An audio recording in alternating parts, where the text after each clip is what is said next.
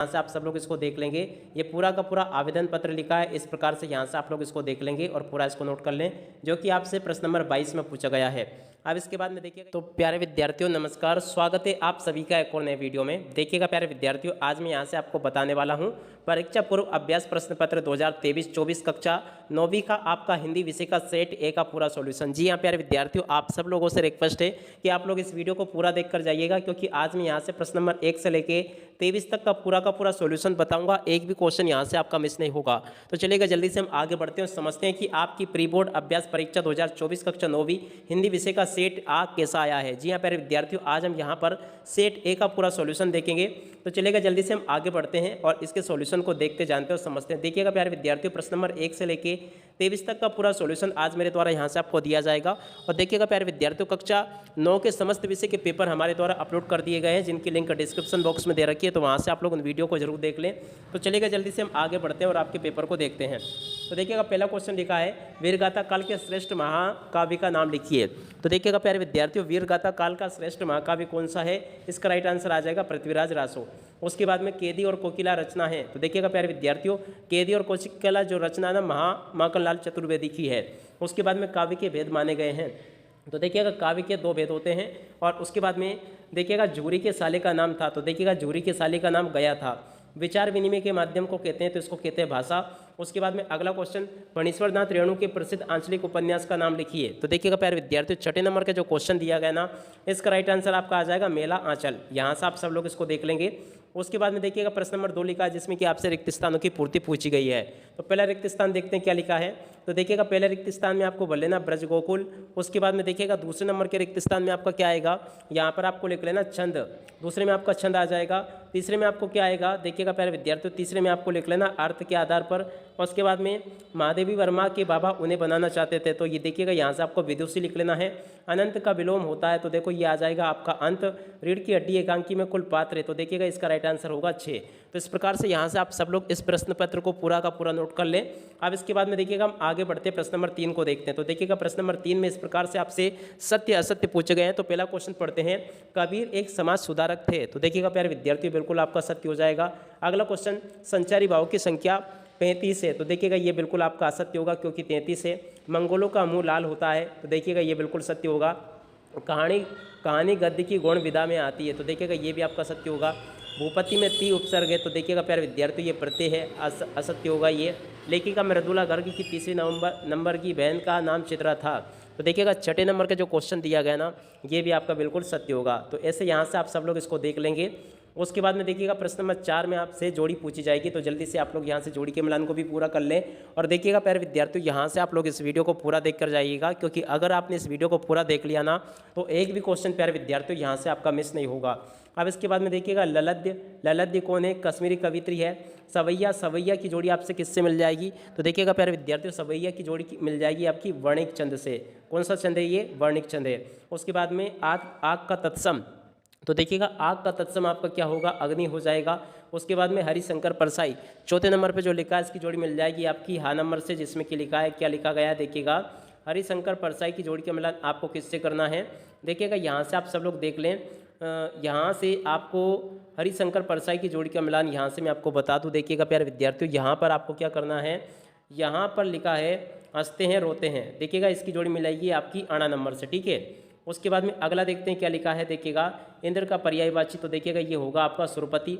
उसके बाद में अगला देखते हैं, देखिएगा प्यारे विद्यार्थियों, यहाँ पर लिखा है बागलकोट। तो देखिएगा इसकी जोड़ी मिल जाएगी आपकी कर्नाटक का छोटा सा कस्बा। तो देखिएगा इस प्रकार से प्यारे विद्यार्थियों, आप सब लोग इसको देख लेंगे और पूरा का पूरा समझ लेंगे। यहाँ तक का पूरा क्वेश्चन पेपर प्यारे विद्यार्थियों मैंने आप सबको बता दिया। अब इसके बाद में हम आगे बढ़ते हैं, प्रश्न नंबर 5 को देखते हैं। तो देखिएगा 5 में इस प्रकार से क्वेश्चन आपसे पूछे गए हैं। यहाँ से आप सब लोग इसको देख लें। पहला क्वेश्चन, गावी में शेरी मेहमान दामाद की तरह सज दर्द कौन आया। तो देखिएगा यहाँ से आपको इसका उत्तर लिख लेना, बादल। कौन आया ऐसा सज दर्द, बादल आया। उसके बाद में अगला क्वेश्चन देखते हैं, प्रबंध काव्य के भेदों के नाम लिखिए। तो देखिएगा प्यारे विद्यार्थी, प्रबंध काव्य के 2 भेद होते हैं। यहाँ से आपको लिखना है, एक तो महाकाव्य और उसके बाद में दूसरा होगा खंड काव्य। यहाँ से आप सब लोगों को लिख लेना है, महाकाव्य और खंड काव्य इसके भेद हैं। तो इस प्रकार से यहाँ से आप लोग इसको नोट कर लें। अगला क्वेश्चन पढ़ते हैं क्या लिखा है, श्याम चरण दुबे ने किस विश्वविद्यालय से PhD प्राप्त की थी। तो देखिएगा प्यारे विद्यार्थियों, यहाँ से आपको देख लेना है, ये नागपुर विश्वविद्यालय से प्राप्त की थी। उसके बाद में अगला क्वेश्चन देखते हैं क्या लिखा है। देखिएगा, रचना के आधार पर वाक्य के कितने भेद होते हैं। तो देखिएगा प्यारे विद्यार्थियों, रचना के आधार पर वाक्य के 3 भेद होते हैं। यहाँ से आपको 3 नोट कर लेना है। उसके बाद में अगला क्वेश्चन देखते हैं, लेखिका मृदुला गर्ग की परदादी ने मंदिर में जाकर क्या मन्नत मांगी। तो देखिएगा प्यारे विद्यार्थियों, उन्होंने मन्नत मांगी थी पुत्री प्राप्ति की। तो यहाँ से आपको लिख लेना पुत्री प्राप्ति की उन्होंने मन्नत मांगी थी। तो यहाँ से आप लोग इसको नोट कर लें। उसके बाद में अगला क्वेश्चन देखते हैं, इस जल प्रलय में पाठ में बाढ़ के पानी को क्या कहा गया है। तो देखिएगा प्यारे विद्यार्थियों, बाढ़ के पानी को कहा गया है मृत्यु का तरल दूत। यहाँ से आप लोग लिख लो मृत्यु का तरल और दूत, इस प्रकार से यहाँ से आप लोग लिख लेंगे, ये इसका राइट आंसर होगा। अब इसके बाद में देखिएगा प्यारे विद्यार्थियों, प्रश्न नंबर 6 के उत्तर को देखते हैं कि प्रश्न नंबर 6 में आपसे क्या पूछा है। पद्य साहित्य के इतिहास को कितने कालों में बांटा गया, क्रम से कालों के नाम लिखिए। चलिएगा जल्दी से हम इसके उत्तर को देखते हैं।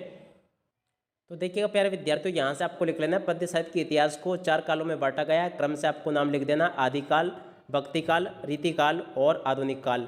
तो इस प्रकार से आप लोग क्रम से नाम लिख लें। इसको 1 नंबर दे दें, इसको 2 नंबर दे दें, इसको 3 नंबर दे दें और इसको 4 नंबर दे दें। तो इस प्रकार से आप सब लोग इसको नोट कर लें। चलिएगा अब आगे बढ़ते हैं और प्रश्न नंबर 7 के उत्तर को देखते हैं। अब देखिएगा प्यारे विद्यार्थियों, प्रश्न नंबर 7 में आपसे क्या पूछा गया है। सुमित्र नंदन पंत अथवा माखनलाल चतुर्वेदी के भाव सौंदर्य की 2 विशेषता लिखिए। तो चलिएगा जल्दी से हम इसके भाव सौंदर्य की 2 विशेषताएं देखते हैं। तो देखिएगा प्यारे विद्यार्थियों, यहाँ से आप सब लोग इसके उत्तर को नोट कर लेंगे। ये यहाँ पर माखनलाल चतुर्वेदी के भाव सौंदर्य की विशेषताएं लिखी गई है। तो यहाँ से आप सब लोग इसको नोट कर लें। अब चलिएगा हम आगे बढ़ते हैं, प्रश्न नंबर 8 के उत्तर को देखते हैं।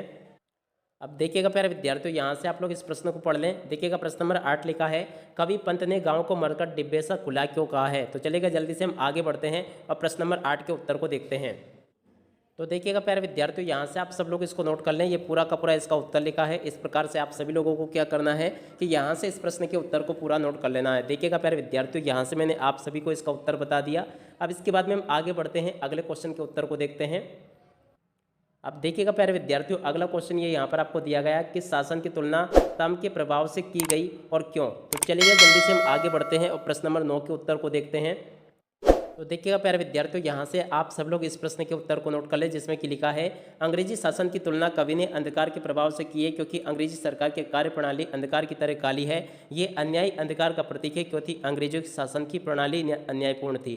तो यहाँ से आप सब लोग प्यारे विद्यार्थी इस प्रश्न के पूरे उत्तर को नोट कर लेंगे। अब चलिएगा जल्दी से हम आगे बढ़ते हैं और अगले क्वेश्चन के उत्तर को देखते हैं। अब देखिएगा प्यारे विद्यार्थी, प्रश्न नंबर 10 को देख ले, जिसमें कि आपको दिया गया सवैया छंद की परिभाषा लिखिए। तो चलिए जल्दी से हम प्रश्न नंबर 10 के उत्तर को देखते हैं कि सवैया छंद की परिभाषा आपको किस प्रकार से नोट करनी है। तो देखिएगा प्यारे विद्यार्थियों, यहाँ से आप सब लोग इस प्रश्न के उत्तर को देख लेंगे और यहाँ से याद भी कर लेंगे। ये पूरा का पूरा आपका ये यहाँ से आप लोग इसके उत्तर को नोट कर लें। तो चलिएगा जल्दी से हम आगे बढ़ते हैं और अगले क्वेश्चन को और उसके उत्तर को देखते हैं। अब देखिएगा प्यारे विद्यार्थियों, यहाँ से आप लोग इसको देख लें। प्रश्न नंबर 11 में आपसे महाकाव्य और खंड काव्य में अंतर पूछे गए हैं। तो चलिएगा जल्दी से हम आगे बढ़ते हैं। प्रश्न नंबर 11 में जो आपसे पूछे गए महाकाव्य और खंड काव्य में अंतर, इसके अंतर को देखते हैं और याद करते हैं। तो देखिएगा प्यारे विद्यार्थियों, ये रहा आपका महाकाव्य और खंड काव्य में अंतर। यहाँ से आप लोग नोट कर ले, ये महाकाव्य और ये खंड काव्य का अंतर लिखा है। तो देखिएगा, महाकाव्य में नायक नायिका के संपूर्ण जीवन का चित्रण होता है, खंड काव्य में नायक नायिका के जीवन की किसी एक घटना का चित्रण होता है। महाकाव्य में अनेक छंदों का प्रयोग होता है, खंड काव्य में एक ही छंद का प्रयोग होता है। महाकाव्य विस्तृत होता है, खंड काव्य संक्षिप्त होता है। महाकाव्य में 8 या उससे अधिक सर्ग होते हैं, खंड काव्य में एक ही सर्ग होता है। तो इस प्रकार से यहाँ से आप सब लोग इसको नोट कर लें। देखिएगा, आपसे 2 अंक में क्वेश्चन पूछा गया तो 2-2 पॉइंट्स यहाँ से आप लोग लिख लें। अब चलिएगा हम आगे बढ़ते हैं और अगले क्वेश्चन के उत्तर को देखते हैं। अब देखिएगा प्यारे विद्यार्थी, यहाँ से आप लोग देख लें। प्रश्न नंबर 12 में आपसे पूछा गया है, गद्य की प्रमुख विधाओं के नाम लिखिए। तो चलिएगा जल्दी से हम आगे बढ़ते हैं, गद्य की प्रमुख विधाओं के नाम लिखते हैं। तो देखिएगा प्यारे विद्यार्थियों, यहाँ से आप लोग प्रमुख विधाओं के नाम नोट कर लें। और देखिएगा प्यारे विद्यार्थियों, एक प्रश्न के ऊपर आप लोग ध्यान दीजिएगा। प्रश्न नंबर 3 जब हम देख रहे थे, जिसमें कि हमने सत्य और असत्य देखे थे, उसमें प्रश्न नंबर 4 ये था कि कहानी एक गद्य की गौण विधा है, जिससे कि मैंने आपको सत्य करके बताया था, मगर वो आपको असत्य करना है। देखिएगा कौन से नंबर का क्वेश्चन, 4थे नंबर का क्वेश्चन मैंने सत्य बताया था, मगर उसका राइट आंसर क्या होगा, असत्य होगा ये। क्योंकि देखिएगा यहाँ पर कहानी जो है ना, गद्य की कौन सी विधा है, प्रमुख विधा है। तो यहाँ से आप लोग इसको याद कर लें और इसको सुधार कर लें। अब चलेगा हम आगे बढ़ते हैं और अगले क्वेश्चन के उत्तर को देखते हैं। अब देखिएगा प्यारे विद्यार्थियों, यहाँ से हमने इतना सारा कुछ देख लिया। इसके बाद में हमें मुंशी प्रेमचंद अथवा महादेवी वर्मा की कोई 2 रचनाएं लिखते हुए साहित्य में उनका स्थान लिखिए। तो चलिएगा जल्दी से हम प्रश्न नंबर 13 के उत्तर को देखते हैं। तो देखिएगा प्यारे विद्यार्थियों, मुंशी प्रेमचंद की 2 रचनाएं यहाँ से नोट कर लें। वैसे 3 लिखी गई, गबन, गोदाम और रंगभूमि। उसके बाद में आपको हिंदी साहित्य में स्थान लिखना था, तो ये हिंदी साहित्य में स्थान, इसको लिख लें। सिर्फ 2 ही पॉइंट यहाँ से आपको नोट करने हैं। अब चलेगा, जल्दी से हम आगे बढ़ते हैं और अगले क्वेश्चन के उत्तर को देखते हैं।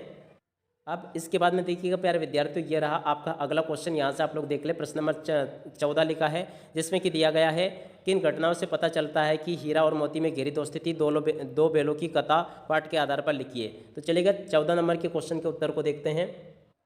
तो देखिएगा प्यारे विद्यार्थियों, यहाँ से आप सब लोग इसको देख लें और पूरा का पूरा याद कर लें। ये इसका उत्तर लिखा है और देखिएगा यहाँ पर लिखा हीरा और मोती की गहरी दोस्ती का पता चलता है, तो यहाँ पर चलता लिखा है और लिख लें आप लोग इस प्रकार से। तो पूरा का पूरा इसको नोट कर लेंगे। अब चलिएगा हम आगे बढ़ते हैं और अगले क्वेश्चन के उत्तर को देखते हैं। अब इसके बाद में देखिएगा प्यारे विद्यार्थियों, ये रहा आपका प्रश्न नंबर 15, जिसमें कि दिया गया है सलीम अली पक्षी प्रेमी कैसे बने, लिखिए। तो चलिएगा जल्दी से हम आगे बढ़ते हैं और प्रश्न नंबर 15 के उत्तर को नोट करते हैं। तो देखिएगा प्यारे विद्यार्थियों, ये रहा इसका उत्तर पूरा का पूरा। यहाँ से आप लोग इसे देख लेंगे और पूरा याद कर लें। ये आपका पूरा का पूरा क्वेश्चन और उसका उत्तर यहाँ पर आपको दिया गया, तो यहाँ से आप सब लोग इसको देख लें और अच्छे प्रकार से इसको नोट कर लेंगे।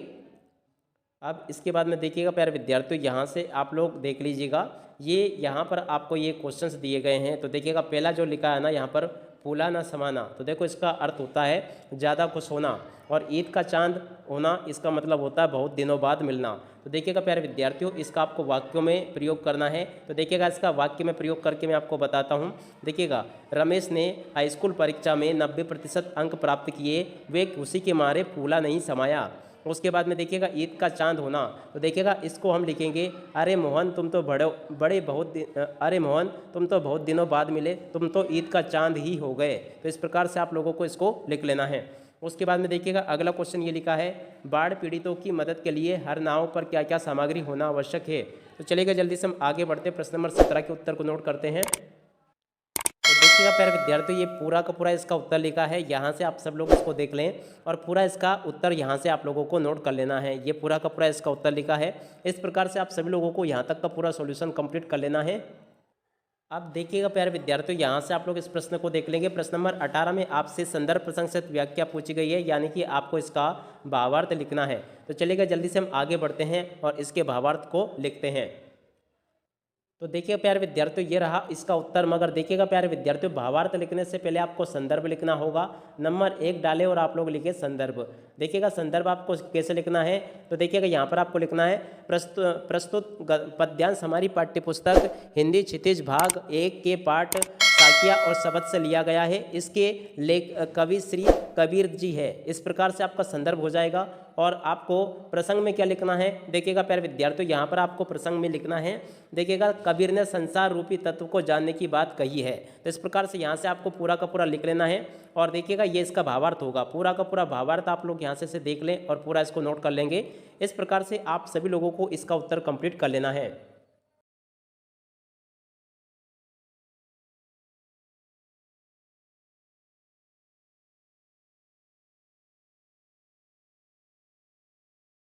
अपनी परीक्षाओं में पूरे नंबर ला सको। तो देखिएगा प्यारे विद्यार्थियों, यहाँ से आप सब लोग इस प्रश्न के उत्तर को नोट कर लेंगे। यह आपका संदर्भ लिखा गया है, यह प्रसंग लिखा है और यह व्याख्या की गई है। तो इस प्रकार से आप सब लोग इसको देख लेंगे और पूरा का पूरा ऐसे नोट कर लेंगे। चलिएगा जल्दी से हम आगे बढ़ते हैं और अगले क्वेश्चन के उत्तर को देखते हैं। अब देखिएगा प्यारे विद्यार्थियों, अगला क्वेश्चन ये रहा। यहाँ से आप लोग इसको देख लें। देखिएगा प्रश्न नंबर 20 में दिया गया है, यातायात के नियम विषय पर एक अनुच्छेद लिखिए। तो चलिएगा जल्दी से हम आगे बढ़ते हैं और यातायात के नियम विषय पर एक अनुच्छेद को लिखते हैं। तो देखिएगा प्यारे विद्यार्थियों, यहाँ से आप सब लोग यातायात के नियमों के विषय के ऊपर आप लोग अनुच्छेद यहाँ से नोट कर ले। पहला पॉइंट ये लिखा, दूसरा ये लिखा, तीसरा ये लिखा, चौथा ये लिखा, पांचवा ये लिखा है। अब चलिएगा हम आगे बढ़ते हैं और अगले क्वेश्चन के उत्तर को देखते हैं। अब देखिएगा यहाँ पर आपसे 21वां क्वेश्चन पूछा गया है, जिसमें कि आपको बताना है इस काव्यांश या गद्यांश को पढ़कर आपको इन प्रश्नों के उत्तर को देना है। तो देखिएगा पहला पढ़ते, समय का सबसे कहना है जीवन चलते रहना है, समय से को बर्बाद मत करो। तो देखिएगा प्यारे विद्यार्थियों, इसका उपयुक्त शीर्षक होगा समय का सदुपयोग। क्या होगा, समय का सदुपयोग। यहाँ से आप लोग इसका शीर्षक लिख लें। समय किसका मित्र है, तो देखिएगा यहाँ पर लिखा है, कर्म ही जिसका प्रीत है, सत्य से जीतो अंत में। तो देखो यहाँ पर अगर देखा जाए ना, तो समय किसका मित्र है, समय सबका कहना, जीवन चलते रहना, इसको मत बर्बाद करो, सदा काम की बात करो, फूल सदा मुस्काते हैं, हमको ये समझाते जीवन हंसते रहना, दुख सुख भी सेना है, कर्म ही जीतती प्रीत है, सत्य से जीत प्रीत है, अंत में जीत। तो देखिएगा यहाँ से आपको लिख लेना है समय किसका मित्र है, जो समय का सदुपयोग करता है समय उसका मित्र है। ठीक है, उपयुक्त काव्यांश का भावार्थ लिखिए। तो देखिएगा इसका भावार्थ मैं आपको बोलकर बता रहा हूँ, है ना। कवि कहता है कि हमेशा हमें समय का सदुपयोग करना चाहिए और हमेशा हमें कभी भी समय को बर्बाद नहीं करना चाहिए, क्योंकि देखिएगा फूल भी मुस्कुराते हुए ये कहते हैं कि हमें समय का सदुपयोग करना सीख लेना चाहिए। तो इसका भावार्थ होगा। और उसके बाद में देखिएगा प्रश्न नंबर 22 को देखते हैं, जिसमें कि आपको क्या करना है, अपने प्राचार्य को स्थानांतरण प्रमाण पत्र प्राप्त करने हेतु आवेदन पत्र लिखना है। तो चलेगा जल्दी से हम इस आवेदन पत्र को लिख लेते हैं। अब देखिएगा प्यारे विद्यार्थियों, अगला प्रश्न आपका ये है जिसमें कि आपसे निबंध पूछा गया। तो दोनों प्रश्नों का उत्तर एक ही साथ में मैं आपको बता दूंगा। पर्यावरण प्रदूषण का निबंध भी हम देखेंगे और आपका स्थानांतरण प्रमाण पत्र हेतु आवेदन पत्र भी हम देखेंगे। तो चलेगा जल्दी से हम आगे बढ़ते हैं और इसके उत्तर को देखते हैं। तो देखिएगा प्यारे विद्यार्थियों, यहाँ से आप सब लोग इसको लिख लें, ये प्राचार्य को स्थानांतरण प्रमाण पत्र प्राप्त करने हेतु आवेदन पत्र है। तो देखिएगा इस प्रकार से यहाँ से आप सब लोग इसको देख लेंगे, ये पूरा का पूरा आवेदन पत्र लिखा है। इस प्रकार से यहाँ से आप लोग इसको देख लेंगे और पूरा इसको नोट कर लें, जो कि आपसे प्रश्न नंबर 22 में पूछा गया है। अब इसके बाद में देखिएगा यहाँ से आप सब लोग अपना पर्यावरण प्रदूषण का निबंध भी नोट कर लेंगे, जो कि कहाँ पर आपसे पूछा गया है, ये यहाँ पर आपको दिया गया है पर्यावरण प्रदूषण का निबंध। तो देखिएगा यहाँ से आप लोग इसको नोट कर लें, ये पर्यावरण प्रदूषण का निबंध है पूरा का पूरा। पहला पॉइंट यहाँ से लिख लें, दूसरे पॉइंट को यहाँ से लिख लें। इस प्रकार से आप सब लोग इसको पूरा का पूरा कंप्लीट कर लें। तो देखिएगा प्यारे विद्यार्थियों, यहाँ से मैंने आप सभी को पूरा का पूरा आपका पेपर हल सहित बता दिया। तो यहाँ तक का आप सब लोग इसको देख लें और अच्छे से पूरा का पूरा इसको कंप्लीट कर लें, ताकि आप सभी लोग इसको परीक्षाओं में अच्छे से लिख कर आ सकें। तो देखिएगा प्यारे विद्यार्थियों, अब इसी के साथ में इस वीडियो को यहीं पर समाप्त करते हैं। नमस्कार, जय हिंद, जय भारत।